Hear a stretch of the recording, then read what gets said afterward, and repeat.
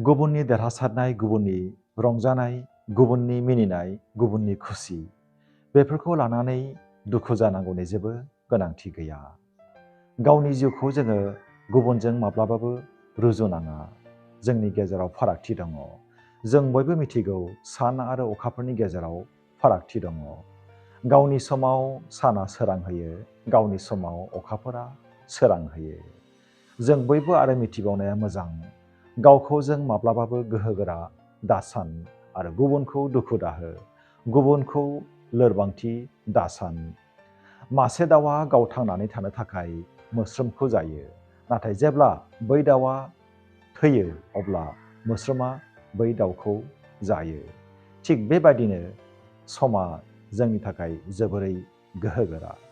समासो दिन्थिगोन सोर गोहोगोरा, सोरनि आखायाव बांसिन गोहो दङ। बेनिखायनो जोङो सानै हयै आगान सुरनांगोन। गुबुननि रंजानाया जोंनि रंजानाय जायाबो जानो हागौ, गुबुननि देरहासारनाया जोंनि देरहासारनाय जायाबो जानो हागौ। माब्लाबाबो जोङो गावखौ गुबुनजों दारुजो। आङो आं, नोङो नों। आंनि आखायाव मा दङ बेखौ गुबुना जाहाथे लांनो हाया, बेखौसो आं नोजोर होनांगोन।